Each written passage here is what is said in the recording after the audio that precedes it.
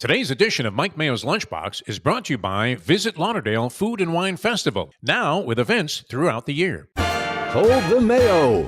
It's time for Mike Mayo's Lunchbox. Find out what's being served with Mike, Defo, and Lubie, the only show that covers food, sports, and the proper maintenance of your car. And now, a man who had the distinction of having an entire health clinic named in his honor, Mike Mayo. I want the flim flam sauce with the awesome bay with shafafa on the side. Hey, good afternoon, everybody, and welcome to another edition of Mike Mayo's Lunchbox. It is anniversary week. We are celebrating our 4th anniversary of the Lunchbox, and I couldn't be more pleased than to have one of our favorite guests, besides the usual suspects. We got Jeff Defo up in the right corner. We've got Mike Lubie, new daddy Lubitz, down in the left corner, lower left, and on the lower right, 2 times James Beard Award-winning writer. I say that with no sarcasm or condescension, but a little bit of jealousy, a lot of jealousy. If I come back in another life, I want to be Carlos Frias. Welcome back to the show, Carlos. How are you? Good. My partner always says, when was the last time you won one? How long are you going to keep saying that? How long are you going to keep living on those laurels? They could put that on your gravestone. I said, when I'm dead, you put that on my gravestone. You know what they're going to put on my gravestone there, Carlos? What is that? 3 words. He ate well. That's honestly great. That's honestly great.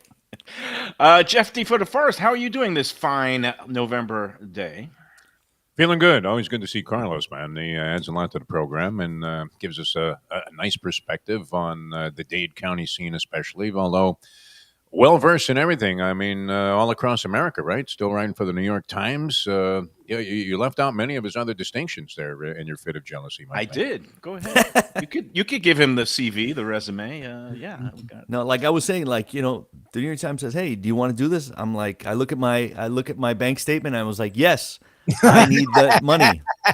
I will do whatever work you are offering. Thank you very much." No, and of course, you formerly worked at some of the best, Miami Herald food editor, and then you went and worked for a local NPR station. Looks like you flew the coop and got out of there before the just in time. No, and now you're doing your own thing, which I don't know. Do you find the freelancing life more enjoyable, even if it's a bit more stressful, but because you get to pick and choose or come up with topics that you pitch and that you really want to do?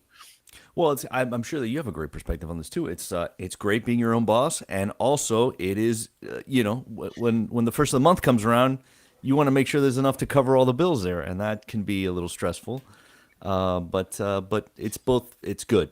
It's definitely good. I'm glad to be doing it. Let's run down the list. You've written now for the New York Times, and we're going to be discussing your latest piece for them, which was one of their travel log pieces, 36 hours in, and they do various cities, and you did Miami. It's not just food, but taking in some of the cultural sites and things like that. But you've written for the Washington Post this year, correct? Yeah, that was last year. Okay. But like I said, man, it's a paycheck, and it was great. And it's actually cool to that they are interested in talking to people that are local to kind of put together these guides, because then I think that you get an interesting sense from someone who lives there and hopefully totally doesn't not want you coming into town, because we're flooded with people, man. New Yorkers keep reading our stuff and they want to come and eat at all our places and stay at all our things, and it's great. But it's also, and I know we're going to talk about the article specifically, but in your pieces, you have been writing for the New York Times, Washington Post. You are out of South Florida. You've been writing out of South Florida for a long time, writing about South Florida. How have you found the people around the country? Because again, these are big. DC is a big dining area. New York is the quintessential dining area, and you, much like Mayo, have been trumpeting, especially out of Miami, the food scene out of South Florida, especially Miami. How have you found it to be received nationally in other areas that are well known for their food scenes? Well, I'm so glad you brought this up, because I think people who like to travel and are very open to, when they land in a place, to feel like they take in that cuisine. People who open themselves to travel and to experiences enjoy Miami. Enjoy any place. You show up to a place and you open yourself to doing what the locals do, eating what the locals eat, traveling how the locals travel. You have a great time. Yesterday, I'm sitting outside of a coffee shop. My partner's inside. She's getting something to drink. And I'm sitting outside, and there's these two guys, and they have found each other. They're both from New York. Okay. And he's like, yeah, I just, I've been here since 2020. And they're like, oh, me too. I came down with the pandemic. Oh, yeah, the food in Miami is terrible.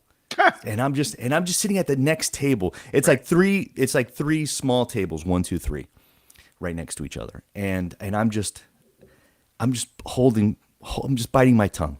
Yeah, the food in Miami's terrible. It's not like New York. I come here and I can't find a good Italian sub, and that's like the number one. That's your measuring stick for whether the food, and that was the whole subject of the conversation. Oh, and the pizza here is terrible. Again, you've been here for 5 years. And you've not, number one, you haven't found a decent one of those two things. You have not done a great job at living in the place where you're just existing. Or talking to locals, or getting on the Let's Eat South Florida Facebook group, which crossed the 220,000 member threshold today. Wow. And, it was so frustrating. Like literally, I told my partner, she kept looking at me and she was like, don't. And we sat there for another 5 minutes and I said, I can't listen to one more second of this. We have to go. Oh, you didn't get in their face and say, no. These two New Yorkers, I don't know what they came down to Florida. We have the loosest gun laws in the country. Like I don't know if they're packing, but I will say it from afar now. Those guys are a drain on South Florida because you don't arrive like, you know what? I didn't like it in New York. You could just say I didn't like it there. And so I moved here, and now I'm going to enjoy being here. It's like you're still missing there. Look, go back there. I'm one of those. Defo is one of those. He came here over 40-something years ago. I've been here for 36 years and counting. And I've learned that you go out and explore and put aside your preconceived notions, put aside your nostalgia, go out, eat like the locals, try to also and explore the Latino culture, the Ventanitas, which is your baby. You love going to the coffee shop windows. Embrace that, and then do some digging. And it doesn't take too long, and especially in this day and age with social media and crowdsourcing, to find a New York pizza place or a New York bagel or the things that you miss from home. It gets me going. I would have gotten in their face, but it's funny, though, that you mentioned about the gun laws, because I was having a discussion with another New York expat this morning who now lives in Deerfield, and he's not happy here because the cost of everything has gone up. But we were talking about how now, like going to Publix, because they allow open carry in Publix stores and you have stand your ground in Florida. I was saying, if you make a wrong move, somebody could claim that they felt their lives were in danger and just shoot you dead in the aisle of a Publix. And I said to him, don't talk to anybody. Don't look anybody in the eye. And I said, it's just like when I was riding the subways going to high school back in New York in the Bernard Goetz 1980s era, where you just want to mind your own business, be in your little shell, and just get your BOGOs and run. It's like that show. It's like the show Peacemaker. I was watching the show Peacemaker on HBO, where he says, "I seek peace at all costs, no matter how many men, women, and children I have to kill." Yeah, and that's what. That's like. Florida, and apparently we're going to get an influx of New Yorkers possibly today after the election results are in. You know what? I'm glad you brought that up, because I was reading a Financial Times article that the headline was something like, Miami realtors expect a flood of New Yorkers running from the communist socialist new mayor. And it's like, when you read the story, it's like all of the available statistics say that even searches for houses in Miami are down, and searches from New York looking for Miami properties are down from last year. So it's like all these realtors want to sell property. You know what I mean? 100%. And I don't, number one, I don't believe that'll happen certainly over the long term, but I don't think it'll even happen in the short term. but it's all this fear mongering, Oh, right? That like it's incredible. Defo, You know? you're a New York Post devotee. Did you see that headline, which had a horrendous misspelling about 1 million New Yorkers are poised to move to Florida, South Florida, in the wake of I don't even know his name. I should know his name by now. Mamdani. I'm gonna call him Zoran Mamdani. Zohan ZM. If he Zoran. wins, it says there's going to be an exodotus. I don't know what an exodotus is, but Exodus. Kind of hoping it's true, and I'm hoping Carlos's information is off because I have the house. Let's say your house. Nothing would make me happier than to have some New Yorker who just got $2 million for some dump out in Patchogue to come down here and think, wow, it'd be great to live by the beach and just give me my list price. Oh, like give us some details on that. We're gonna 4-3 waterfront view. A 3-3, the only 3-bedroom in the place, and we're across the street from the beach. 3 pools, tennis courts. You got everything you need on the intercoastal. Can't go wrong. So yeah, let those New Yorkers know when they come down here. Has anybody ever actually moved? I mean, I know celebrities are always saying they left the country. I guess Rosie O'Donnell did. Went to Ireland, yes. A couple of others. But does anybody actually do that? Well, like if this happens, I'm out of here. Know. Who You can't? know, I know, It's I kind of know. like the guys in sports that say, "Well, I'll never go to another Dolphin game after that garbage they just did," and then of course they're begging somebody for tickets the very next.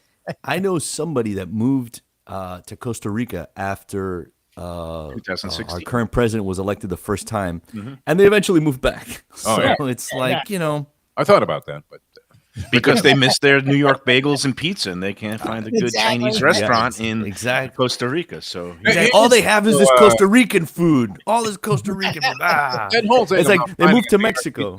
I mean, that whole thing about finding what it is from the place that you left that you want to find here in Miami, you really need to have like different standards of judging. The food here is the food here. The food in New York is the food in New York, and I don't. I'm not one of these people who say, "Well, you ought to go back there if you want to get a good slice of pizza." But you don't find stuff that you would find in California here. It's just not the same. But it doesn't mean that it's bad or you can't find something. But food culture has evolved, Carlos, to the point where you can find almost good anything here, besides 100%. the local indigenous, stuff which you expect, the Cuban cuisine and the Central American. But yeah, there are great I was just up in New York and I had some mediocre pizza. I live here now, and one of our sponsors, Peter's Pizza, makes a slice that's every bit as good as Le Industry. And you have down in Miami your fancy slice joints, Miami Slice. And so whatever you want, I think food culture has evolved to the point where there's so many talented chefs that you could find anything, right? Well, and half the time in Defo is something we've talked about a lot. Nostalgia plays tricks on you too. Like, I grew up loving the Burger King chicken sandwich. I will still eat it, but I know what it is. I know exactly that sound is what you should make when you refer to that sandwich. But I grew up eating it. We would go. My grandparents lived like around the corner from like the original Burger King, and they're in Miami, right outside the Gables, and it was a big part of my growing up. There's certain things from Wendy's, same thing. But I know what they are. Like these people, you had it when you were from age 6 to 30, and it was the greatest pizza. First of all, go back there now. I guarantee it's not the same thing it was when you were growing up. Second, South Florida's done a hell of a job at incorporating anything New York. Like we've tried, especially other areas, fine. Like we've tried to find Hawaiian food. It's not as easy. But New York, you're telling me we don't have good New York food? And we don't have delis, and we don't have pizza, and we don't have Chinese. Really?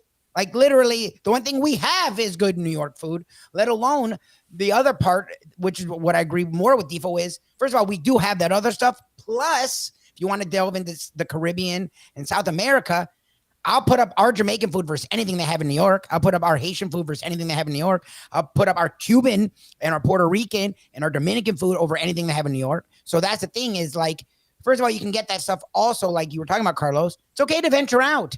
Like, it's okay to go and see, oh, I moved here. What do they have here? Right. Yes. So that's why you should have gone up to the guy and just punched him in the face. All right, Carlos, we're going to get into your story in a second. First, a couple of things just to dispense with the formalities. Today's silly food holiday, and thanks as always to Jim Sarney.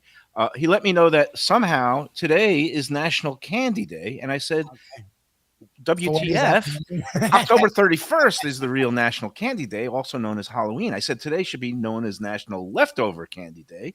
And I did end up finding a bowl. I put a bowl stashed aside before we got run down, and we did give away all the candy, but I did find a bowl of leftovers today, and got some Twix and Snickers and some of those horrible flavored Kit Kats that they had the specialty bag. How'd you do for Halloween, Carlos? Do you get hit hard in your neighborhood? Because me and Lubie got wiped out. No, we did lights out today. We usually dress up and we go to a bar.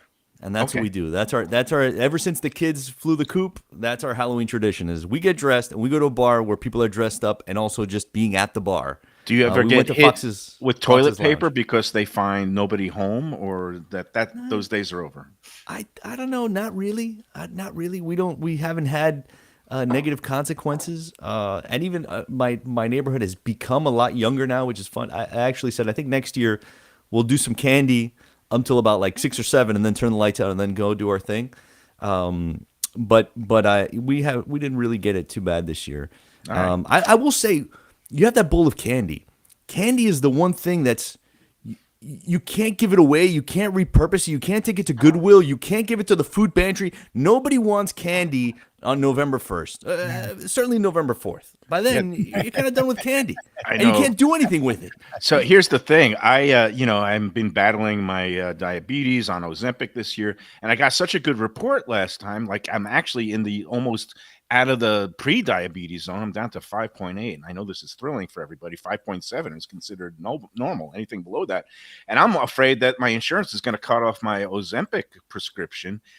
So I am actually going to purposely eat all this candy so I get my A1C back in the 6.5 and pre-diabetes zone. That's not Right? Can you lose weight and still be pre-diabetic? That's where you want. That's your equilibrium. Where you want. Well, I'm in the sweet spot because, like, my doctor wouldn't up my dosage because it's kind of wearing off in terms of the weight loss, and my appetite is back, and I'm drinking again.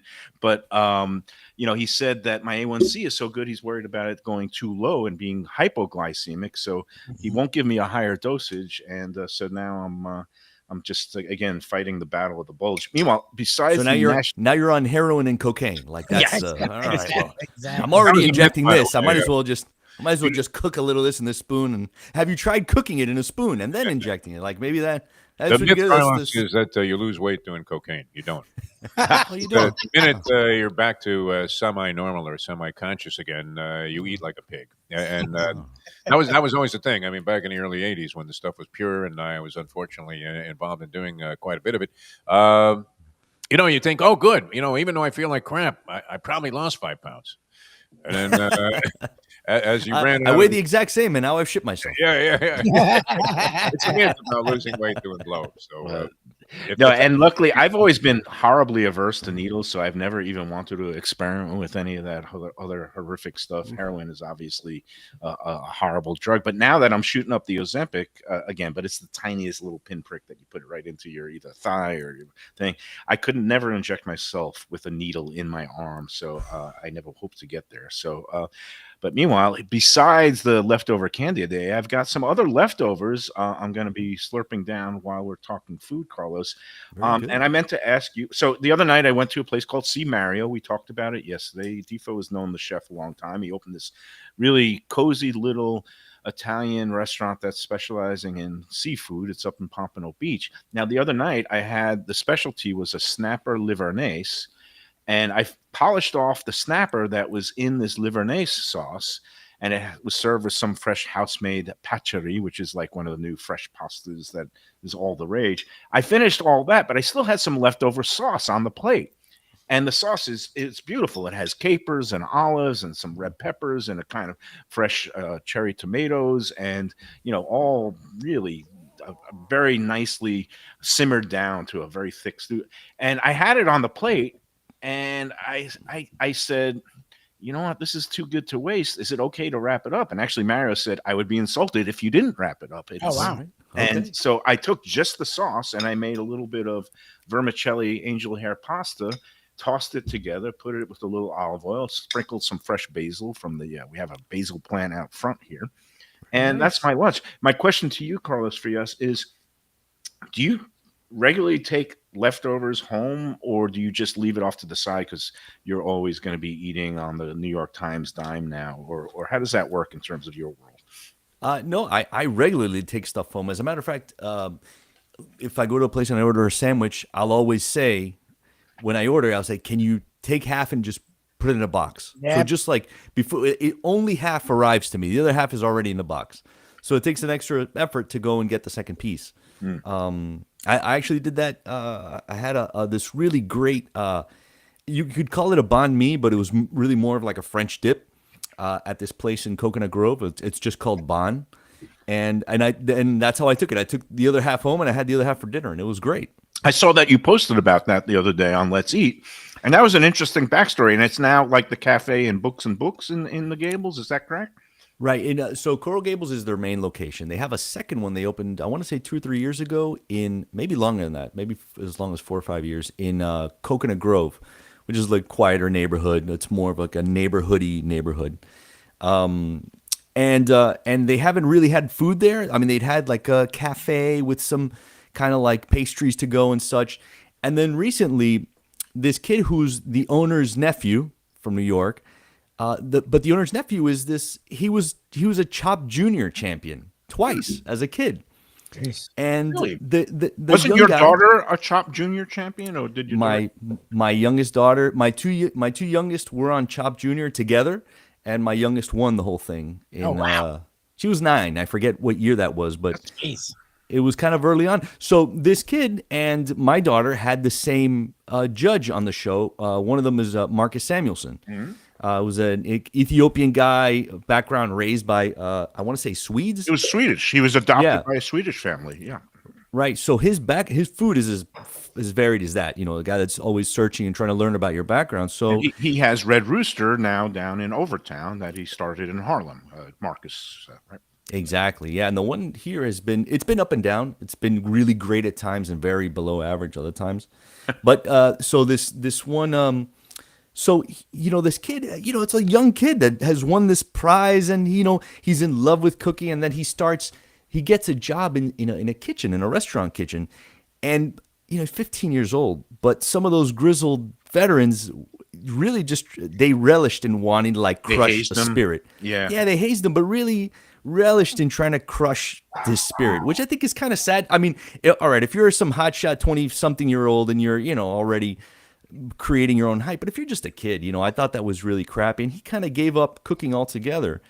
And years, like, he just focused on school, and Marcus Samuelson reached back out to him, and he's like, you know, I've never heard from you again. Like, they had some episodes where they would meet up, some of those former champions, and he invited them to come cook at his restaurant in Overtown, and in Overtown, sorry, in Harlem. And one of the things is, once you've been there for a little bit, the staff makes you an apron, like tie-dyes an apron. And it's kind of like a welcoming to this family type of feeling.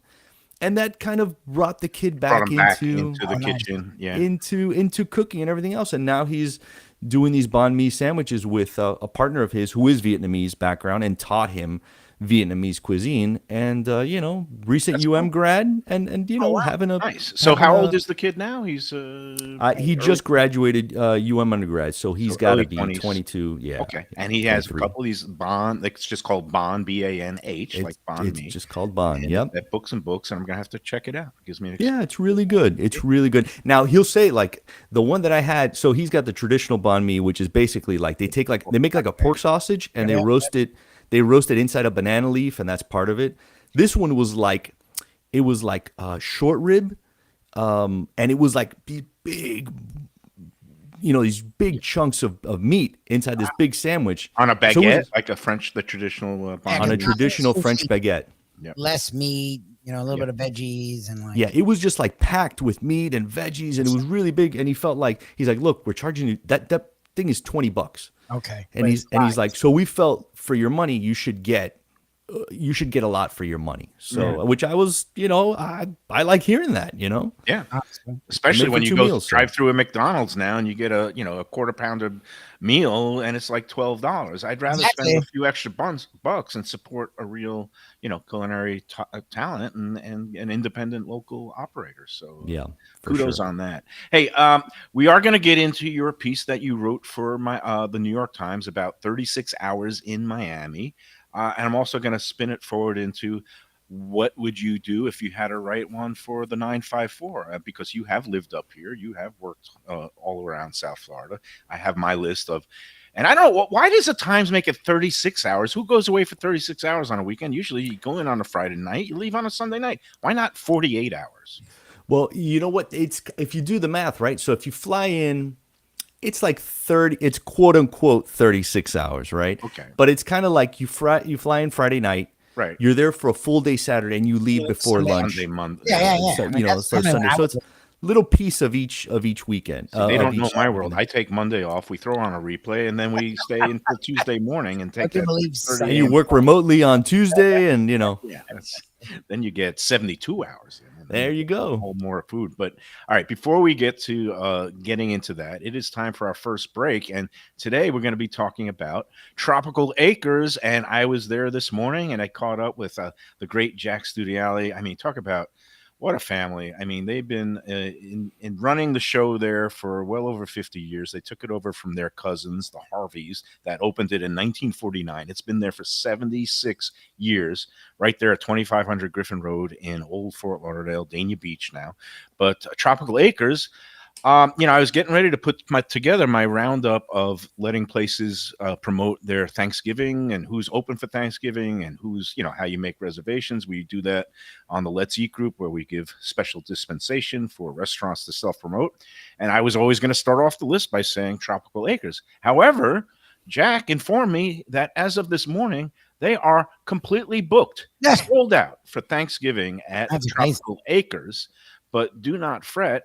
Again, impressive. They have booked 1,275 covers for 1 p.m. to 8 p.m. on Thanksgiving Day. But if you can't, now you can't go there on Thanksgiving Day. You can still go there on Black Friday, the day after Thanksgiving. They're open that Saturday after Thanksgiving. They are closed on Sundays.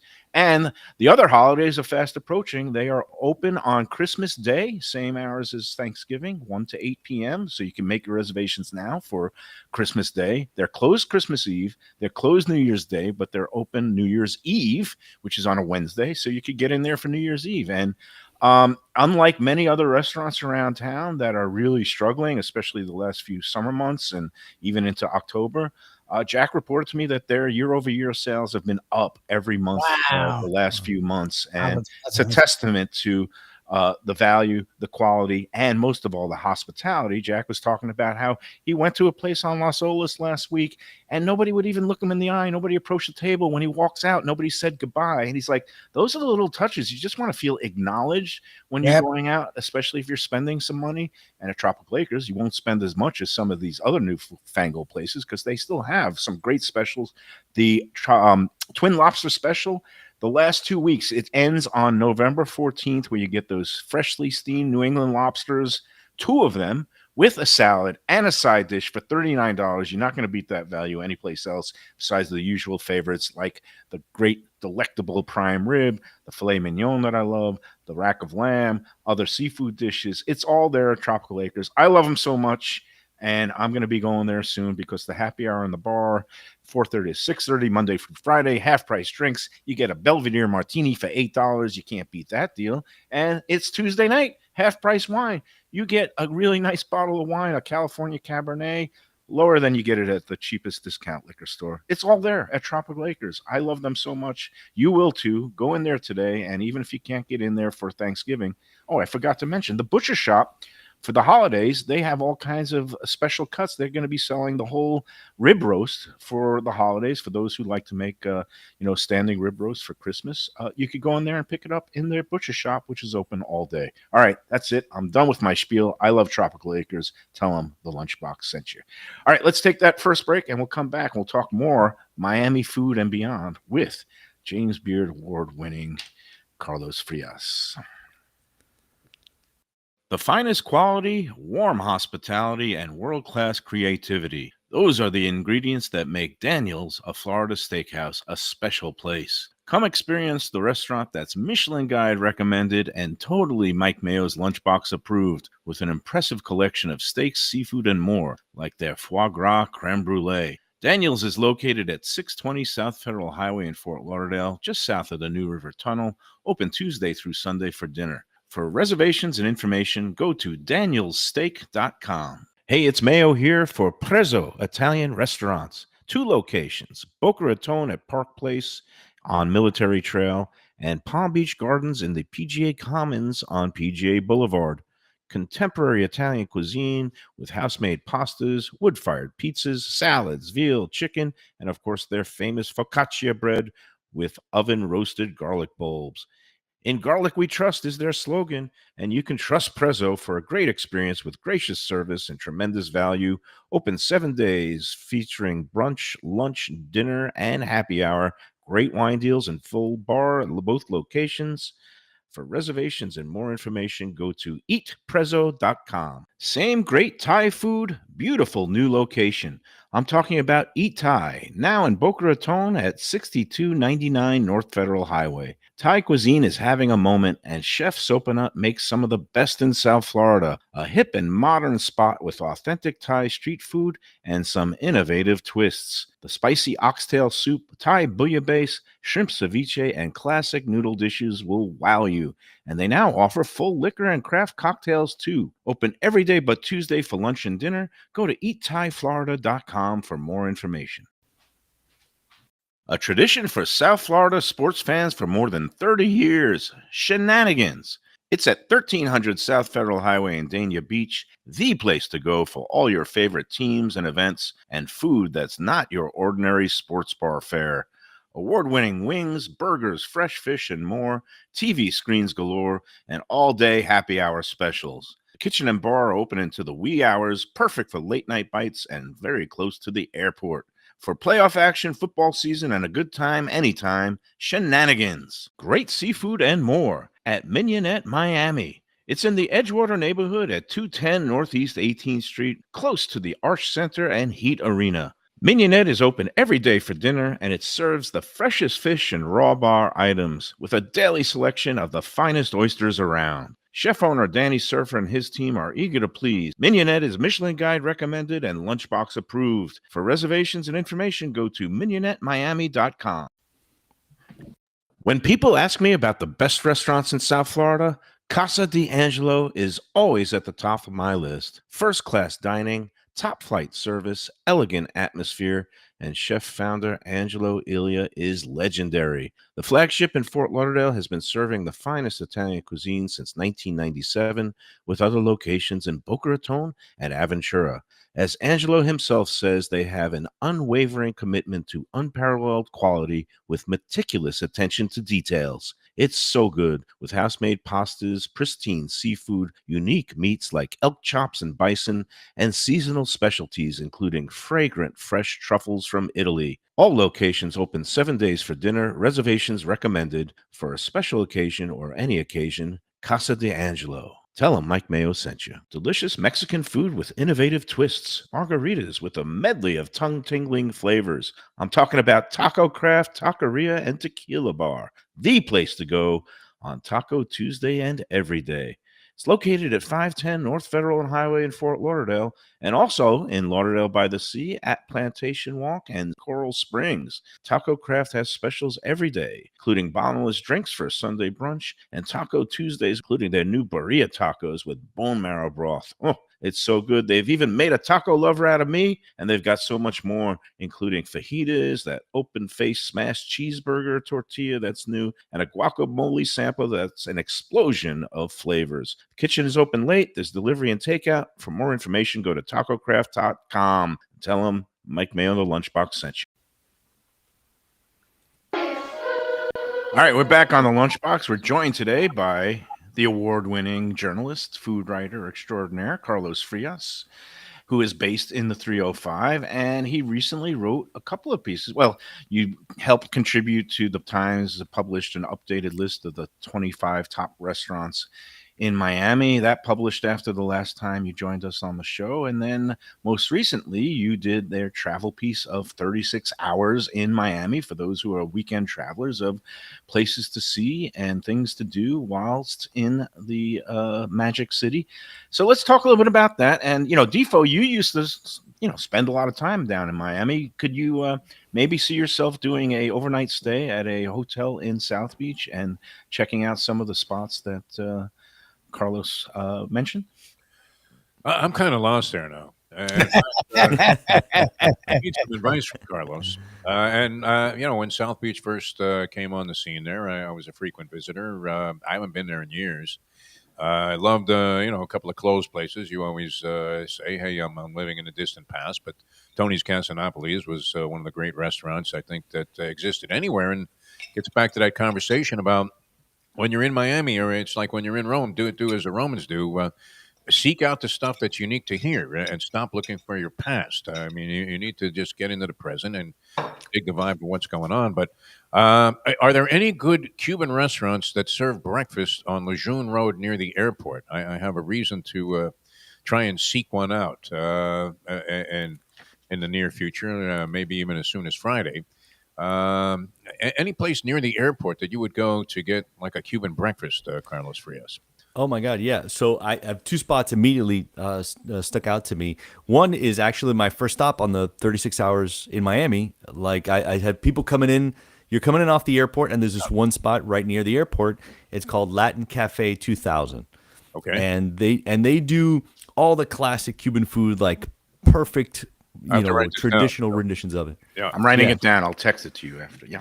Latin Yeah, Cafe. and it's just great because they do all the classic food. They don't have any weird flares. Everything is just straightforward. They have the little window, the ventanita, where you can go and just do takeout. Their takeout is really brisk too. Like if you go and order a sandwich to go, they're really good. And and the second place I have to recommend, it's not on Lejeune, but it's just off it, but more toward the north side, like towards Hialeah, but almost equidistant. It's called Airport Liquors and Cafe. It's a That's form. a place to take somebody. That sounds like Yes. Newport Liquors. Yeah. It is one of my favorite places to take people because it has like this very specific vibe. So it was a former liquor store, and inside they built a restaurant. Now it's owned by this longtime restaurant family, and the guy that runs it now is the son, and he was on like America's Next Great Chef or whatever. So he just enjoys cooking, and they have like traditional Cuban food, but done really well, like excellent. But they also do like he has like a fried chicken sandwich of the week, a burger of the week, and it's the one place where you can order that and also order like an entire bottle of vodka and like like you can just buy it out of the store, and it's like behind the counter, and it's one of the most unique places. And it's close. It's really, instead of going south, if you go north, you'll hit that spot. That's and it's good. great. So you got some spots to check out there, Defo. And now, continuing, when you were asked to do this, how do you whittle it down? Because I was thinking of like if I had to come up with a list for, a visitor to Fort Lauderdale, I have some spots. But let's go through the Miami list of how you got around. And you mentioned some spots that I'm jealous because I still can't believe I have not been to Michelle Bernstein's Cafe La Trova, and also Sunny's Steakhouse, which you included on your spots to check out, correct? And Sunny Steakhouse, coincidentally, today the New York Times just published a review. They're doing reviews of restaurants nationally in different cities that are of interest to travelers. So they just ran a review of Sunny's, and they gave it 2 stars, which is that has really, not landed in my good for them. inbox. Who wrote that? Was it Tejal Rao or was it? It was Tejal Rao. Yeah. Okay. Who I've met up with for a couple meals while she's been down here in Miami. That's nice. And so Hobnobbing with the food cognoscente. listen, they seek me out. What am I supposed to do with all this attention? No, I'm really just happy to be able to contribute to like a paper like the Times. It's really Sound cool. like a Miami Dolphin player. No, the Miami Dolphins players sound a lot worse than that. I'm still happy to be employed. Actually, maybe I do sound like that. Well, I had a celebrity, food celebrity. So I was in New York and I went to a dim sum place in Chinatown called Jing Feng, which is renowned, push carts. And at one table over, I did not bother him, but was David Chang of Mamafuko fame. And you're in the right Chinese restaurant or Asian restaurant if David Chang is at the next table. So, but that's neither here nor there. But Wherever all David right. Chang is eating, you're in the right place for sure. It was good. It was some good New York Chinese food. All right. Right. Well, you know what? So talking about the list, it was really hard, honestly. And basically, you have to, because it's 36 hours. It's a day and a little piece of 2 days. You can't do a lot, right? You have to focus it down to have like one kind of Miami experience. I went back and forth with a guy who was like, "Oh, you didn't hit this and you didn't hit that," and I said, "Well, the beauty of this itinerary is it has to be doable." And as a matter of fact, I did everything on the itinerary to make sure that you could actually do it and you wouldn't be dead. There was one day, one of my original ones had like a day of kayaking at Olita. So if you were staying in Miami, like say near the airport-ish or even one of the hotels I recommended, driving up to Olita might take an hour depending on traffic. And then you kayak, and then there might be mosquitoes that day. And then even if you eat locally, I had a couple suggestions like Taste Right Bakery was great for like Jamaican patties. And by the time you get back down, you've now lost. That took like 5 hours. Yeah. And it felt like, so I did those things and I was like, well, this takes too long. So I got to keep it closer rather than Metro Miami, like, which I always like to try to include places that are like Miami Gardens or Miami Shores or Off the stuff beaten that's path. out of, But it made sense to try to do like how much of a one kind of unique Miami experience can you have without spending so much time on the road, which is the killer down here. But you did send people to Wynwood, a couple of spots, a bar, Dante's High Five, and the Wolf of Tacos. Isn't Wynwood over? I mean, or you still think? Well, it's funny. So the last list that they did one of these about 3 years ago. They said try not to repeat anything. So they did a whole Wynwood thing 3 years ago.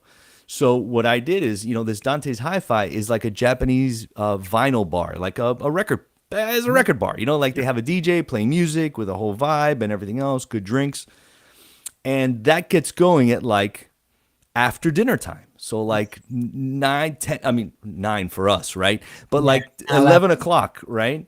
So we went in and we did like a thing where, Wynwood is dead at that. Or the party spots in Wynwood, you can get around at like 10 o'clock at night. Yeah. So we did that. And then we went to this rock and roll bar. That's like it's like a $4 Uber from where you are. Like it's technically in Alapata, but it's pretty much the same area. And that was probably one of the most fun things that we did. And I'm glad that you included Joe's Stone Crab because it is unique to Miami. It is iconic. That word gets abused and overused these days, but Joe's, and I still am of the opinion that because of what they do and how they do it, they should be awarded a Michelin star, but the Michelin people are just too stuck up for that. But at least they're included, I think, in the guide as recommended. But you did include Joe's Stone Crab, but you save people, again, time is of the essence. So you told them to go to the takeout window, right? They have a whole nice little setup there. Yeah, absolutely. And that's the thing is, right, is making if you're only in town for a small amount of time, it's making every hour count. So I said, it'd be a great idea to go down to South Point Beach, like South Point Park, which is really more of a residential type of beach. It's very chill, though it's kind of on the edges of the touristy area, so you get a little bit of that fizz. And then you can just walk over to Joe's and do the takeaway, Joe's takeaway. And, the thing that we all know there that, folks might not know is that it's the fried chicken there. Fried chicken. They do a half fried chicken for, I think it's up to $8.95. $8.95. It's a loss leader, and they want to do something for people who can't necessarily afford the jumbo stone crabs. And it's better than it has to be. It's like really good fried chicken. It's really crispy and so moist, and it has a flavor to it. Sometimes fried chicken can just be insipid. It could be crispy and kind of flavorless, but it's really great. I got to admit, I haven't been to Joe's in years, since before the pandemic. And when I did have the fried chicken there, and that was probably like 8 years ago, it was okay. I wouldn't go, writing home about it. But for $8.95, it's great. The value proposition can't be beat. But it sounds like that they've upped the quality a little bit. And I'm very sad because my favorite place for fried chicken, and it was more expensive, but it was in Boca in Meisner Park, called Lock Bar, which was out of Baltimore. They did a pressure cooker fried chicken that was the best, and they had the best crab cake. The place shut down right at the end of the summer in September.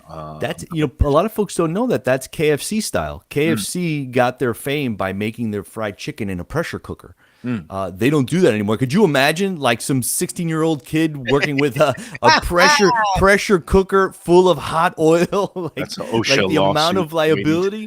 Yes. But there is one KFC in Hialeah that still uses the old 45 quart pressure cooker, but instead they use it to home make a flan. Really? And there's You sound only like Burger one. Beast now. You got all this intel. That's good. Yeah, there's only one KFC in the world that makes their own flan. It's that one, and they get special dispensation not only to go off menu, but to use the old equipment. Pressure And they cooker for a upkeep the old flan. equipment. That's And they, as far as I know, the last time I wrote about it, they were still making it. nice. So And it's one of the pretty cool. places that still does use a pressure cooker for their chicken, our friends at Batch, New Southern Kitchen and Tap in Fort Lauderdale and Delray Beach, they also do it the pressure cooker way. Comes out very exceptionally moist on the inside, crispy on the outside.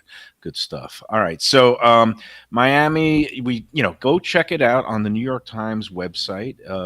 Just Google Carlos Frias, Miami. 36 if you hours. Google 36 hours in Miami, you'll find it. It'll pop up. And again, for people this time of year, a lot of people have visiting relatives. It's a good handy guide of things that you want to hit, some new places and some old favorites. So that's all well and good. Now, before we get to the second break, Carlos, I wanted to spin it forward in North. Now, 561, we could do a whole one there. I know you spent a lot of time working at the Palm Beach Post, but we're going to keep it, we're going to be provincial here because Lubie, he's the new dad, and he doesn't want to wander too far from home. But in the 954, and I guess I would try to limit it to maybe the Fort Lauderdale coastal area. But I don't know. Is there anything that pops into your mind with your knowledge? Because I have a little list of where I would send foreign visitors or, domestic visitors, people who have never been to Fort Lauderdale before. I mean, see, I think your list and mine would be so different because I don't spend a lot of time there. So to me, I remember the things that I love to, like, I have a more of a family experience because I would take my kids. So I'm thinking like the Science Museum, that little restaurant row right next to it. That's where I would think, I dinner at the Catherine, maybe, Funky Buddha Brewery, just because it's so big and expansive. You can try a bunch of different beers, But outside of that, like I'm reading Mike Mayo's. No, 36 we're hours on the in Fort same Lauderdale. page, Carlos. Because hitting the Catherine is good, and again, Tima Ballou and his wife Marissa, they grew up in Broward, and now they're back home. And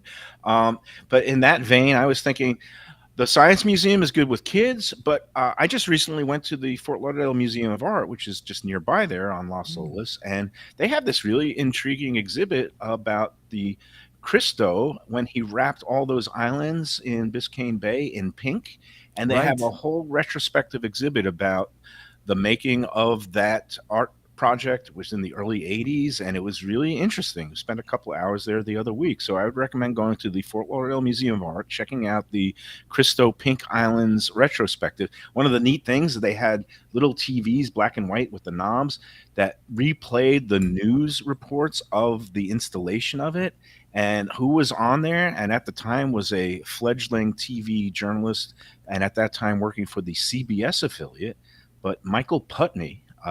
Really? About a class individual, but seeing a young Michael Putney, and he really was a wordsmith, and he was describing the laborers, and they had this whole army going out to these 12 different islands that they wrapped. It was really good. I recommend going to that exhibit, and I would include that in my 36 hours. That exhibit is going through, I believe, March of 26. And then when you're in that area, just walk down the Riverwalk, because there's some new restaurants, including Ukiah Japanese Smokehouse that I would recommend.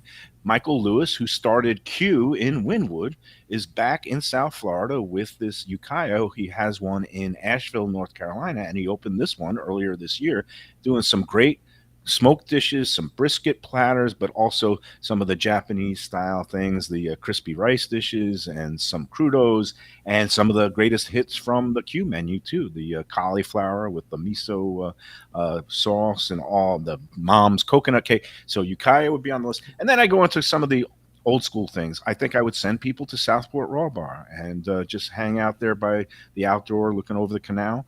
I would send people to the new rooftop revolving bar at the renovated and reopened Pier 66, which is just down 17th Street. And then when you go up that corridor, maybe stop in at Coconuts along the Intracoastal and have some, a dozen oysters or some of the, seafood there, and go into the elbow room and, get your feet a little sticky with all the beer and check out the upper second floor balcony and look out over the beach. So those are some of the That places. sounds pretty good to me. Those do scream Fort Lauderdale to me. All Yeah. of those. Oh, and also have to stop in at the Mai Kai for a some of their classic tiki inspired cocktails like the Rum Barrel. They just reopened after a lengthy also renovation and repair after some major flood issues. Like, would you recommend doing the show, or is the show like too much? Like, just stop I in would for just go in there cocktails. for happy hour in that side forward, that front bar, and just get a rum barrel and maybe get one or two snacks, a poo-poo platter or something like that. Skip the show. I don't need all Yeah, that yeah. stuff. That's what I figured. That's You what I gotta figured. keep moving. So You know what place I'm interested in Fort Lauderdale, and I don't know if you've heard of it or if you've been. There's that new place by Jeff McGinnis and Janine Booth. yes, the- it's the two- interesting. Yeah, it's called it's the in Florida Floridian? Room. I've Florida been Room. invited to go there.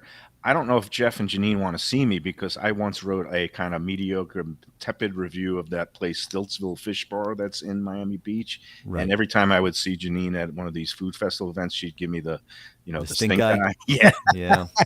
I mean, it's okay. It's like it's good. It's You've a been little in bit, there, or- yeah, I've been to Stiltsville. Okay. Which So I this- thought is like a little bit better than No. it's It a was little bit good. The nicer. service was really rough. The time it was one of those backhanded compliment reviews where I said the food was really good, but the service was lacking, especially at the prices and all that. But they opened this new place, the Florida Room, it's an odd location. They built this whole new building and complex, a pickleball complex in Snyder Park, which is hard to find. It's down near the airport, it's like you go south of State Road 84, but before 595, and it's in this little Snyder Park is known for its dog park. But then you go in there and they built this new pickleball complex with this like pavilion that has the restaurant. And I saw the pavilion being built and I was like, what the heck is going there? And then somebody told me that it was going to be the site of a restaurant. It's got to be a real destination restaurant. I am a skeptic about the long-term, probability of success because it is so out of the way. But I wish them luck, and I do want to check it out. I do have. I've been meaning to get in there, but yeah. But Well, let's quietly pop over, you and I, one day. That'd be interesting. I would like to. I mean, I can skip the pickleball. I'm more of a tennis guy. Pickleball annoys me. talk to Okay? Defo about that. Defo, It's you're loud. I agree with you, totally, Defo. It's like an extra. It's like ping pong with microphones on it, so that Yes. it rattles the entire neighborhood. It makes me insane. Every couple that I see playing that are like trying to bond, there's a couple. The guy's yelling at the wife yelling. I'm like, this does not look. This is not healthy for you. This is not healthy for your relationship. Play tennis where you can't hear each other on the other sides of the court. Like this is good. You're spending time together but apart. Play tennis. Leave yes, pickleball. you're on the same camp as Defo. Defo is an avowed pickleball hater. He still remains. I don't hate it. I mean, if people want to play it, that's fine. It's just like, did you ever, when you're playing basketball and you don't have an air pump and every ball that everybody brought is a little bit dead, so it doesn't even bounce up, and Right. it's kind of like not playing a game. And Yeah, it's nothing exactly. like tennis. I mean, it's not really comparable to tennis, even though it looks like tennis, but it's not anywhere near the same game. Yeah, I mean, it's a whole sport where you don't have to move your feet. yeah. I've seen them play, and they don't move their feet. You don't have to be athletic. You Sounds just move in perfect your for me. arms. The ball doesn't bounce, so it's kind of a stupid Yes. game. I don't know. Look, anything that gets people out there doing something, Yes. I'm in favor of. I'm amazed at the way this exploded because it speaks to the laziness of the United States people around the world because they don't want to run, they don't want to have to serve overhand and go through It's the like- pitching motion. So yeah, it's kind of crazy that this. I'm amazed how popular it is, Carlos. Yeah, it's tennis. I would say it's tennis light, but it's kind of it's ping pong. It's table ping tennis. pong, It's outdoor you table play tennis. tennis court. Yeah, It's real or pink is what it feels like. Just to wrap up the 36 hours in Fort Lauderdale, I would send people to Anthony's Runway 84. And even though it's a New York style Italian restaurant, It is a Fort Lauderdale classic. It's been around since 1980s. It's 40 years, and they redid it. Have you been in the refurbished Anthony's Runway 84, Carlos? I have not. I have not. Oh, I went. I went. It's still windowless, right? It's still like. yes, but they did it up. It looks, they got all these like crushed red velvet velour, like kind of like banquettes and the walls. And now it's more of like a Copacabana. They have a stage Oh. with a crooner every night. His name is Mitch, and he sounds like Michael Bublé a little bit, but he sings a lot of Sinatra. And the vibe in there is, look, if you want a quiet romantic dinner, not the place, because it is lively. It's a great place for a celebration, and the food is great. And they also, total pros. And it is one of the distinctly, Anthony Bruno. I call him the Pope because he is the Pope of Fort Lauderdale restaurateurs, and he knows how to make people happy. And it's quite the scene. Every night is like New Year's Eve in there. So I would give a little bit of the Fort Lauderdale vibe. Go in there, and Runway 84 would make my list. So You know what I would love before you forget is I would love any. I think that any Fort Lauderdale visit requires like maybe like a Vietnamese or like a Korean place, because Fort Lauderdale has hidden. so many people don't know to seek it out, but they have huge. Well, but just reiterating what you've always said is that they have these great Asian communities and Mexican communities up in north, a little bit north too. That like you can get really great Mexican food and really good like Vietnamese food and. Fort Lauderdale is known along that. All you got to do is go up and down 441, and you're going to find everything Caribbean, Jamaican. You're going to find some of the Vietnamese and Chinese. There's all kinds of great stuff. And yeah, it's if I had to send somebody to a Korean place, it would be Gabos, which is on University up in the Tamarack Lauderhill area. It's been there for a long time, and they have the grills right in the middle of the thing where you grill your own food, the hot pots and all that stuff. So yes, it's a whole world out there to explore. You need more than 36 hours to do it. All right. So hey, do they have Italian subs? Do they have real New York pizza? You know what? Italian subs have become the, like, up in Broward, it seems like every other day there's a new Italian deli opening. And our friend Antonio has a shop called What's Sub. What's Sub makes a great Italian. Las Spadas makes a ridiculous Italian. Yeah. There are so many places that do really good Italians. But these Italian A&S Deli, our friend Nick, who's partnered up with Mark Goldberg, it just nice Italian. Up. There's all kinds of places to get kind of the Bronx Avenue, the Arthur Avenue is actually one of the specialty subs at What's Sub. It started in Deerfield in a little convenience store that Defo knows because he used to cash his checks there. But now they're all over. He's expanding down to Fort Lauderdale along Galt Ocean Mile. He's in West Boca. So What's Sub is a good place for Italian subs. All right, we've got to take the second break, and then when we come back, I hope you can stick around, Carlos. I wanted to get into some serious subject matter about food insecurity and the whole saga of what's going on with SNAP benefits, and I wanted to hear your take on it, or if you heard of any. A bunch of restaurateurs are stepping up to the plate, as they usually do, and offering some freebies and free meals to those in need if they're going to be seeing their benefits cut. But before we get to that, we got to take our second break, and I also have to talk about the upcoming Visit Lauderdale Food and Wine Festival. Go online now to vlfoodwine.com to get your tickets today for the bigger events. Again, the grand tasting is going to be Saturday, January 24th. It's going to be a sellout because the VIP tickets are already sold out. So the general admission seats are going to be going fast, and they'll be gone before you know it. So if you want to get the food lover in your life a great holiday gift, go online to vlfoodwine.com, check it out. And it's not just the big events, but they also unveiled their full dining series, the intimate dining dinners that sponsored by PNC Bank and benefiting the Joe DiMaggio Children's Hospital. And I can't even, it's becoming, like South Beach in the number of these intimate dinners. And it's really hard to choose because, like, on that Tuesday night, you got things between Moss, which is a well-regarded Michelin-starred place on the beach. You've got Ukiah Japanese Smokehouse. You've got some of our other sponsors. Daniel's is going to be having a dinner on Thursday night. Juan's, our friends, having an Asian-themed dinner on Wednesday night. Our friends at Even Keel. Go online, vlfoodwine.com. You can check out all those dinners. Get your reservations today because those are going to sell out fast as well. They are small-sized, right-sized. That's what we love about this festival. Phil and Kate have done a terrific job growing it. Some of the bigger events, but it's not overcrowded and there's no long lines. You could get in and enjoy all the different specialties that are set up for the events. VLFoodWine.com, taking place January 19th to the 25th, 2026. Yet it's only a couple of months away. Hard to believe.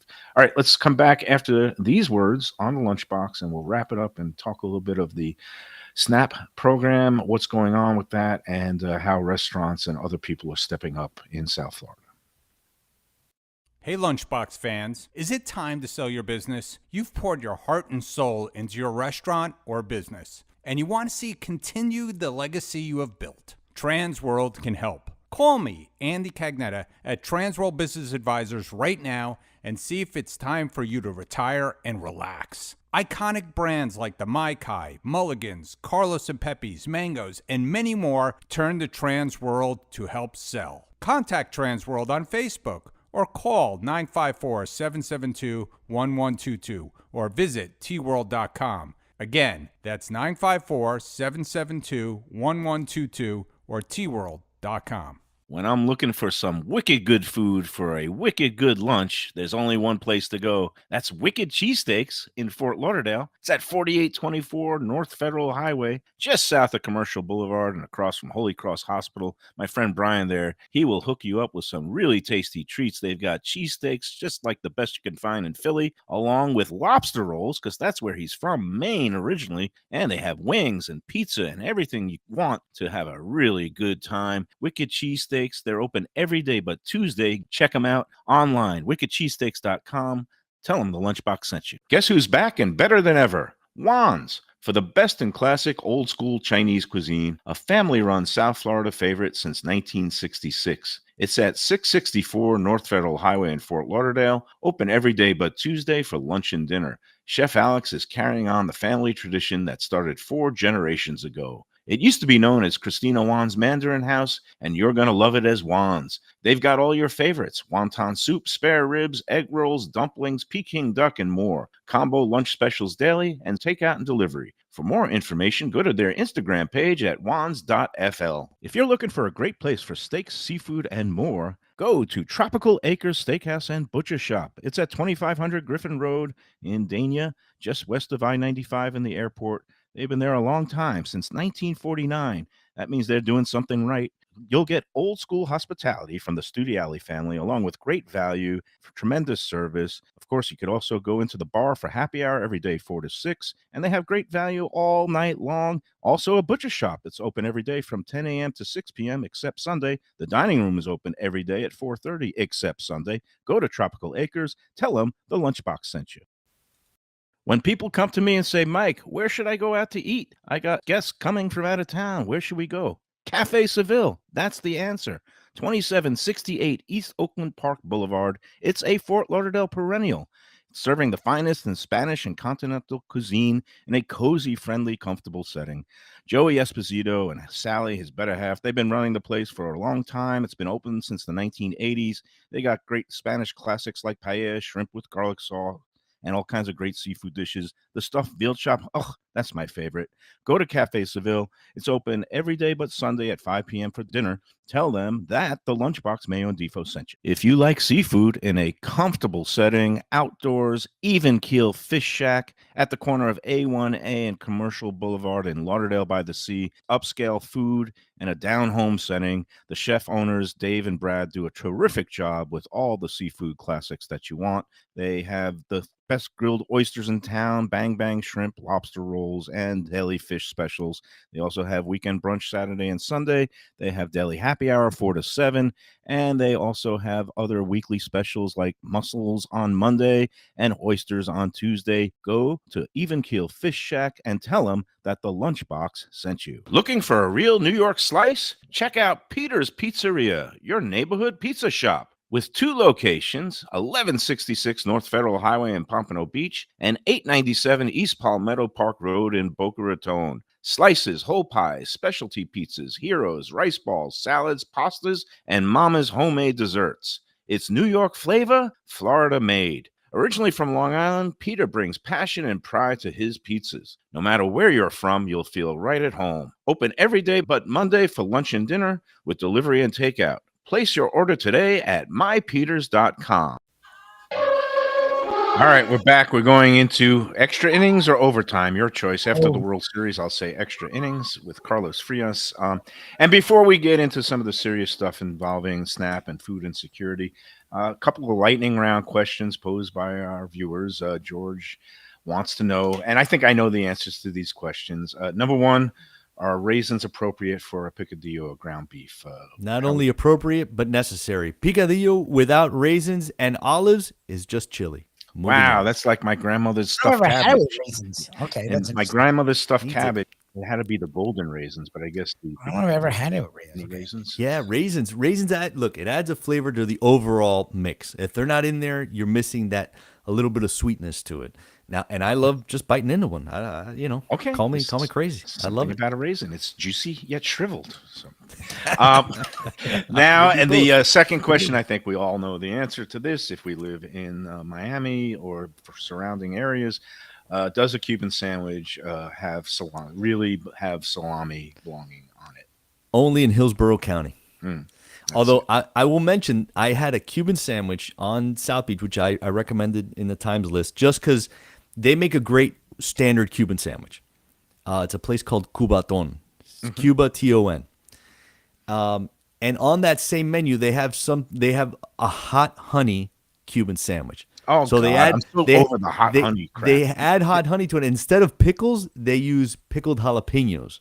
And it was delicious. I And like the recommend it. pickled jalapenos. Just spare okay. You know these food trends, like it used to be put an egg on it, and then it used to be put truffle oil on it. Now everybody's putting caviar on everything. Yep. And but this hot honey garbage. I mean, I had a specialty slice at one of these fancy pizzeria slice joints in New York called Mama's Too, and it's with the soppressata and the hot honey. But they, that stuff you should use sparingly. They drenched it. It was like a pancake at IHOP. It had so much syrup on it. The whole thing was congealed.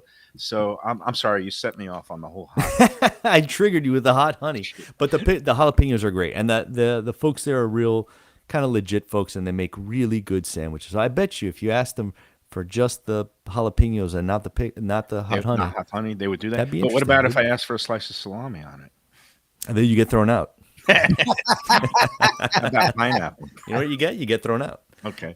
All right. Now, so just to bring everybody up to speed, and I don't really fully understand what's going on. All I know is that on the first of every month, people who have needs, who are eligible and are on this federally funded, congressionally approved SNAP program, it's no longer food stamps.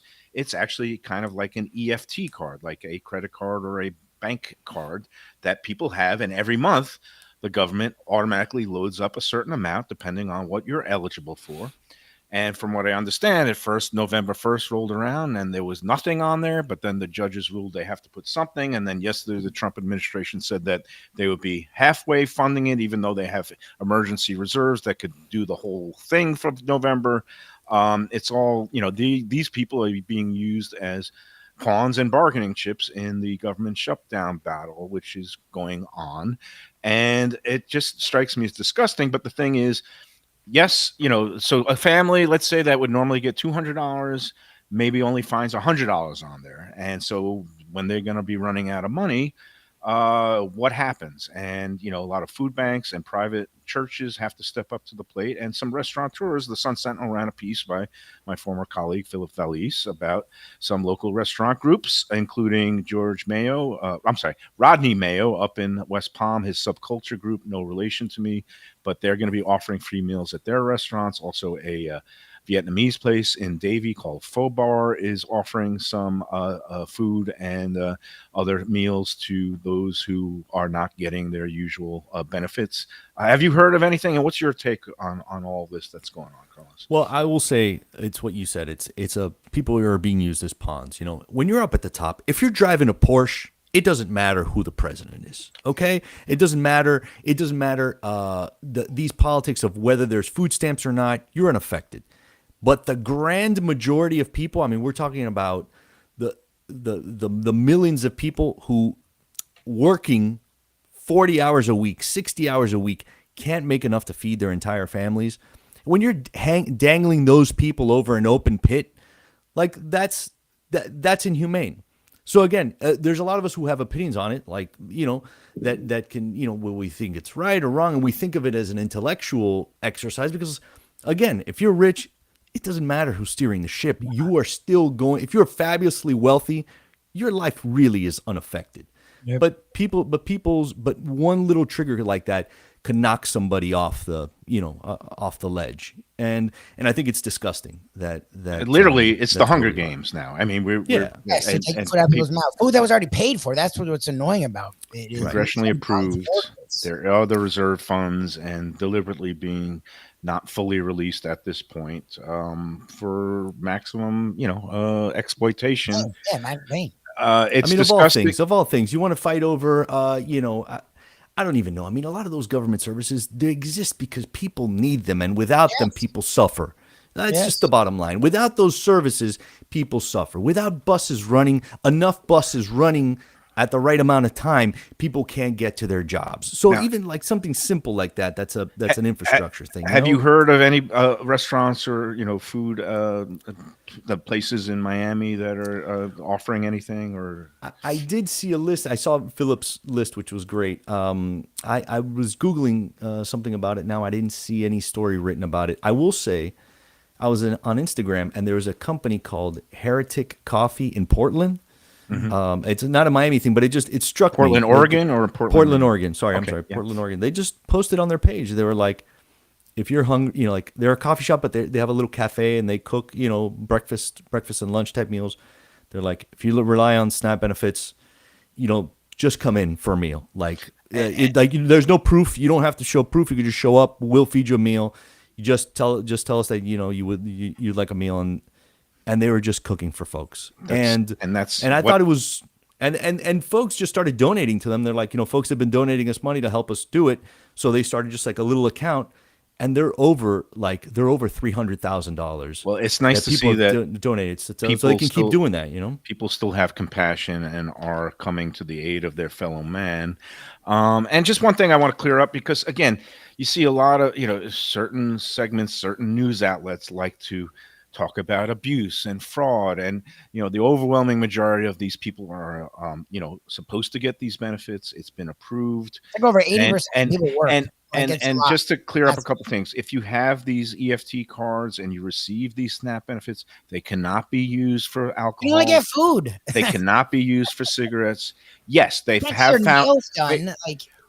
have found some loopholes so that yes, you can buy stone crabs using these EFT cards at some markets. Yes, right. You can go online on Amazon and buy caviar. But if your EFT card that usually has $200 only has $100 on it, and you have a family of 4 to feed, you really think you're going on there to buy caviar or stone crabs? Or you're going in and trying to get the most you can out of the milk, the bread, the eggs. And if you go to Publix, you're getting pounded these days because all of those prices have been rising. And it's just it sickens me to see how some people blame the victims or try to spotlight a couple of anomalies when the overwhelming 99% of people are not going out and buying caviar with their EFT SNAP cards. I want to say something here. About a year and a half ago, I lost my job overnight. My kids lost their health insurance. My income dried up at the end of the month, and I signed up for one of my kids ended up on, I was able to get her on, it's Kid Care, which is like it's Medicaid. It's Medicaid for kids under 18. It's a Florida program. Yep. And to get whatchamacallit, unemployment. They call it reemployment. Yep. Number one, it is incredibly hard. Very hard. To sign up for those programs. It is, you will spend an entire day and parts of days proving that you are trying to get Been jobs. There, done that, my friend. Because after so to be approved for those things is incredibly hard to begin with. And for educated people like us, tech savvy people like us, the rigmarole of those computer, like it kicks you off. It has confusing, contradictory questions. Well, the sites suck half the time. And it's by design. It's designed to grind people down and make them give up. And I'm glad that you mentioned this, Carlos, because it's part of a broader thing of, do we want to have a social safety net or not? And it seems like some people in power don't want it at all. And I don't know how you win elections by killing off your voters, but I guess that's going to be, one thing we're going to see today, what the results are. And the Well, other part of the, go ahead. I was gonna say my kids wouldn't have had health insurance without Medicaid. Yeah. For a really important for a period of about 8 months, and that that is terrifying. That if they fall and break their arm, you could be financially ruined. You could be financially ruined on a broken arm. And this is for accomplished people. I mean, right. Aside, a James Beard award-winning whatever. journalist that when you lose your job and you find yourself in need for a little bit because if you have kids, it's not for you, it's for your kids, for the healthcare. It's mind-boggling. And again, a lot of this is tied up in the healthcare battle. And will there be renewed subsidies for people like me that don't work for a corporation? I buy my own health insurance. I got it through the healthcare.gov exchange, the Obamacare exchange. And let me give you a little example, because the subsidies are expiring at the end of this year. And right now, the whole crux of this battle of the shutdown is, will they be renewed? And let me give you an example. I'm a 59-year-old man with various health conditions. I like having health insurance. I need it. I had a subsidized plan through Obamacare that was $300 and something a month. Without the subsidy, like $1,000. Without the subsidy this year, it would be $1,045. Wow. Next year, I just clicked on and I found what the rate is for next year with no more subsidy. $1,400 Oh God, for a month. Yeah, $1,440 per month. That's not even it's not including the $6,000 deductible, $8,900 out of pocket maximum. So I might be faced with spending, at least $17,000 just for the premiums next year, to up to $26,000 of a modest income. I don't make as much as I used to. But it just this goes is to where show we're that at. the whole idea of like the welfare queen, like the people that, I'm not going to work. I'm just going to live off the government. Number one, unemployment ends in like weeks. Like it's topped out at like $2,000. 13 weeks. It's ridiculous. Yeah. It tops out almost immediately. And without health insurance, like you could, whatever bit of finances you have left, you could be crushed on one insignificant thing. You fall off a ladder. Guess what? You're bankrupt now. And society shouldn't work that way, and we shouldn't assume that the people that require the government intervention in these benefits is because they're losers, and it's not. It's just not true. All I know is because now, I'm going to be turning 60 next year. I'm not going to be 65 and reach where Defo is in Medicaid land until, another 5 years. So I'm going to go to faith-based health insurance, which is just pray that you don't get sick, that nothing terrible happens. There you go. I don't That's know. the move. It's not an HMO. It's an HMJ. That's the Help Me Jesus. Yeah, help me, right. Jesus. But I'm Jewish, so I got no. Oh shot. boy, listen, you're out of luck. That's it. Help me, Abraham. It's an crazy HMA. times we live in, and Defo, I violated my own rule. But this isn't political. This is economics. This is healthcare. He was half smiling over that. He's just digging himself deep. All right, Carlos, thank you for joining us. All right, Thank you for sharing that story, because it humanizes it, and it's not just poor people. It's highly educated people that could find themselves And in a life hardworking situation. people. Yeah. We're just in a tough time we're a tough time in America right now, where the people there are a handful of people who make a lot of the major decisions in our lives who don't feel it when the little guy when everybody else gets hurt, and we're everybody else. Most of America is everybody else. Yes. If they're removing all the immigrants and then killing off all the poor people, who was there to Who's left? do Exactly. all the grunt work and the jobs? They don't think about that. That's called robots and AI can only get you so far. So That's Exactly. right. I'm not. I'm hey, done listen, with my still, sermonizing. I'm still healthy enough to pick up a pitchfork. That's all I'm saying. yeah, exactly. Defo, anything to add, or are you ready for the pickleball comments? No, I mean it's despicable what's going on. What else can you say? You always see the people that really need it the most getting crushed, and as Carlos stated, this is not something where you have some big fat 300-pound woman that's sitting around eating bonbons and collecting Social Security, not Social Security, but welfare. It's everyday people, and when you go to the store now and 3 items cost you $28.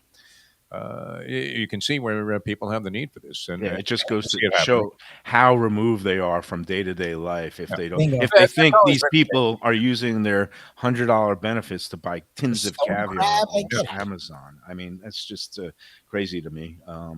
So there you have it. All right, that's going to do it for today. Carlos, thank you so much. You're the best. And Appreciate you doing that. we will look for you. Anything that you're working on Pleasure. now that we should be looking for? My pleasure. I will say I think I might have mentioned this last time, but I contributed some recording, some voice work to the Freedom Tower in Miami, which I recommend Nice. on that 36-hour list. I don't get any benefit from it. It was just pay for play, and I recorded. They wanted me to record some voices and tell some stories. So if you're checking out this new exhibit, which it's really pretty fantastic, listen out for a familiar voice. Carlos, I can't resist, but what did you think when you heard the news that right next to the Freedom Tower that Miami-Dade College wanted to give away land for the Donald J. Trump Presidential Oh, Library? get away. I will say I was at the opening of the Freedom Tower, and I was so proud to have been able to contribute to this thing that Miami-Dade has. Miami-Dade owns the Freedom Tower and owns that property next door, and I was so proud to have been asked to contribute to this. And the very next day, that news came out, and I was embarrassed. Part of me felt embarrassed that I had, and I worked with some amazing people at Miami-Dade College. They were great, and I hope to continue working with them. But there is clearly some kind of contingent that was responsible for giving away property. That it's so ironic, right? You're giving away prime property to this person who's deporting immigrants, in the most horrific and most aggressive fashion, right next to this Beacon of supposed hope. beacon Oh, the of hope for immigrants, and it's such it's the Statue of Liberty to Cubans, to the Cuban diaspora. Well, in and South again, Florida. they're banning books. So a library, if you want to do McDonald's, his favorite Well- restaurant, that's one thing. But a library, they're banning books. I mean, come on, get out of here. That's ridiculous. Yeah, it's so I was on back-to-back days I had conflicting feelings, but hopefully People should still go to the Freedom Tower and check out that exhibit. people should still go It's and on my list and learn It's from a list of themselves. things to do. Yeah. Part of things you could do in 36 hours in Miami. All right, Carlos, thank right, you very thanks so much. Tomorrow we're going to be at Eat Thai with our man Sopanut up in Nice. Boca Raton, 2:00. If you want, come by. They're open for lunch. Some of the best Thai food in South Florida, and he is a very talented chef. He always comes up with things that are delicious. So come check it out if you want tomorrow. And until then, Defo, Lubie, get back to little Luca, see if diaper needs changing. And until tomorrow, enjoy every sandwich.